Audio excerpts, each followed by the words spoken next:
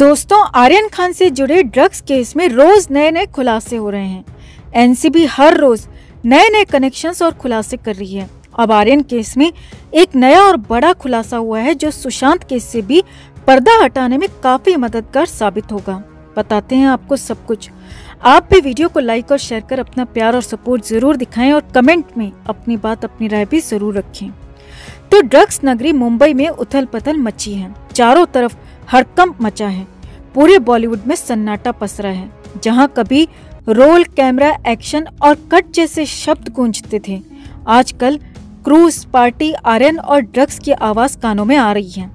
Aryan drugs case में रोज नए नए खुलासे हो रहे हैं। हर रोज एनसीबी परत दर परत छिलका उतार रही है और जैसे जैसे अंदर जा रही है, ड्रग्स और सिर्फ ड्रग्स मिल रहा है। और वो लोग मिल रहे हैं जिनका किसी न किसी तरह से ड्रग्स से संबंध रहा है। एक एक करके गुनहगार और काले चेहरे बेनकाब हो रहे हैं। जब से आर्यन खान ड्रग्स मामले में आरोपी बने हैं, तब से बेचारे शाहरुख खान की कुंडली में शनिवार कुंडली मारकर बैठ गया है और मंगल भी टेढ़ा नजर आ रहा है। किंग खान कंगाल खान बन गए हैं। रईस खान फकीर की तरह बेटे की रिहाई के लिए झोली फैलाए घूम रहे हैं। लेकिन अब मामला और पेचीदा हो गया है दोस्तों। अब तो सीधे तौर पर शाहरुख खान के ड्राइवर का नाम सामने आ गया है। एनसीबी ने शाहरुख खान के ड्राइवर से पूछताछ की है और उसने जो बयान दिया है, उससे शाहरुख खान की मुश्किलें बढ़ सकती हैं। यही ड्राइवर आर्यन को मन्नत से पोर्ट पर लेकर गया था। एनसीबी ये जानने की कोशिश कर रही है कि आर्यन रास्ते में कहां-कहां रुका था और क्या-क्या किया था। ड्राइवर वो सब कुछ बता रहा है जो घटनाएं हुई थीं।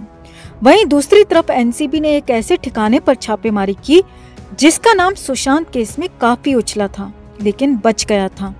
अब पूछताछ में आर्यन ने उसका नाम उगल दिया और एनसीबी ने तुरंत कार्रवाई करते हुए उसके ठिकाने पर छापेमारी की। इस आरोपी का नाम है इम्तियाज खत्री। कहने को तो इम्तियाज खत्री एक बिल्डर है दोस्तों, लेकिन सच्चाई कुछ और है। इम्तियाज का नाम पहले भी ड्रग्स सप्लाई मामले में सामने आ चुका है और इसी ने अरबाज और आर्यन तक ड्रग्स सप्लाई की थी। इम्तियाज से भी एनसीबी ने पूछताछ की। इस मामले में एक बड़े नेता का नाम भी सामने आ रहा है और वो नेता हर बार अपने बयानों से एनसीबी को उकसा रहा है और ऐसे में एनसीबी और मुखर होकर आर्यन खान पर शिकंजा कस रही है। वो नेता है उद्धव सरकार में मंत्री एनसीपी नेता नवाब मलिक। नवाब मलिक ने एक बयान देकर और फजीहत करा दी। नवाब मलिक ने कहा कि एनसीबी बीजेपी के इशारे पर काम कर रही है। क्रूज से 11 लोगों को पकड़ा गया था, लेकिन 3 लोगों को छोड़ दिया गया जो बीजेपी के नेता और कार्यकर्ता थे। इस पर एनसीबी ने प्रेस कॉन्फ्रेंस की, जहां एनसीबी के जोनल डायरेक्टर समीर वानखेड़े भी मौजूद रहे। एनसीबी ने साफ कहा कि जांच निष्पक्ष और सबूतों के आधार पर की जा रही है। साथ ही एनसीबी ने एक वीडियो जारी किया जिसमें साफ देखा जा सकता है कि क्रूज पर सैनिटरी पैड में ड्रग की गोलियां पाई गई हैं। तो नवाब मलिक साहब, अपने बयानों से क्यों शाहरुख और आर्यन को और दलदल में धकेल रहे हो? क्यों और फंसा रहे हो? आखिर किस जन का बदला निकाल रहे हो? अब आर्यन ने कबूल भी कर लिया है कि वो ड्रग्स लेता है।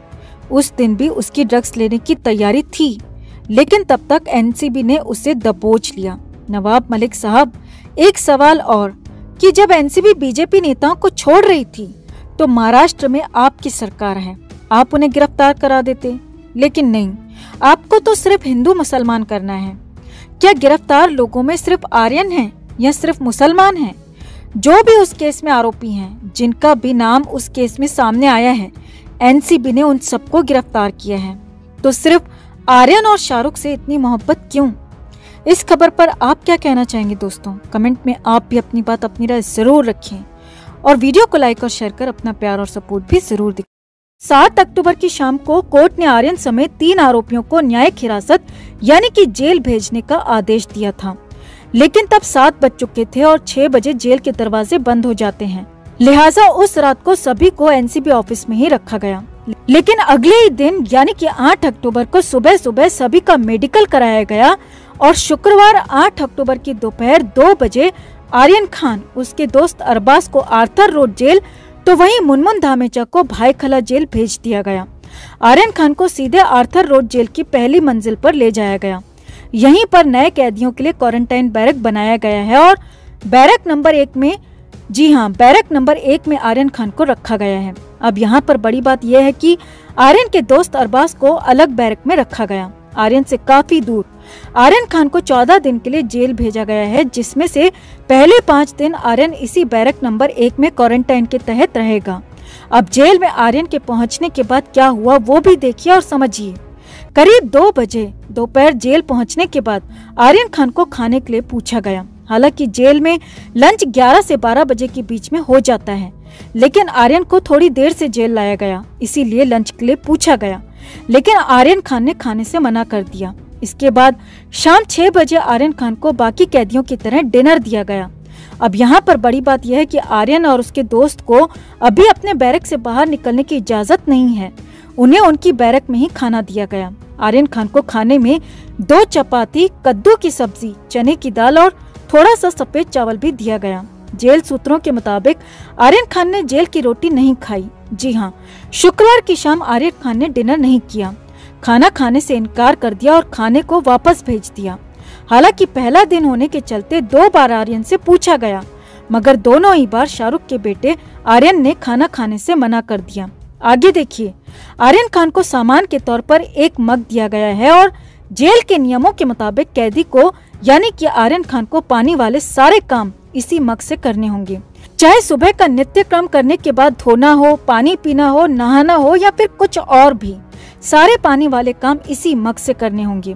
आगे देखिए, आर्यन खान को एक थाली और एक कटोरी भी दी गई है। जेल में चम्मच नहीं दी जाती, क्योंकि चम्मच का इस्तेमाल हथियार के तौर पर किया जा सकता है और इसीलिए सिर्फ थाली और कटोरी ही आर्यन खान को भी दी गई। वहीं बिस्तर के तौर पर आर्यन को एक कंबल और एक चादर दिया गया। अब कंबल को चाहो तो ओढ़ लो या फिर फर्श पर बिछा लो। इसके अलावा बिस्तर के तौर पर कुछ भी और नहीं दिया गया। यहाँ तक कि तकिया भी आर्यन खान को नहीं दिया गया। हाँ, कोर्ट से अगर मंजूरी मिलती है तो फिर तकिया और किताबें भी दी जा सकती हैं।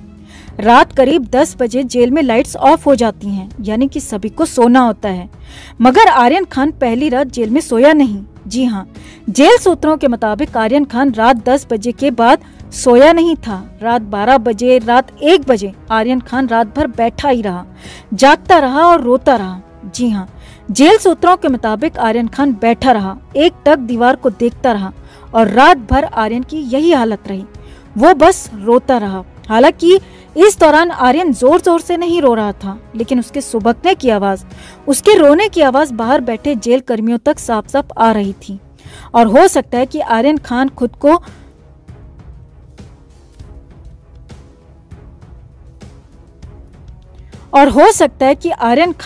खुद को ही कोस रहा हो कि उसने ये क्या कर लिया। यही नहीं, आर्यन खान ने खाना तो नहीं खाया था, लेकिन बिस्तर भी नहीं बिछाया।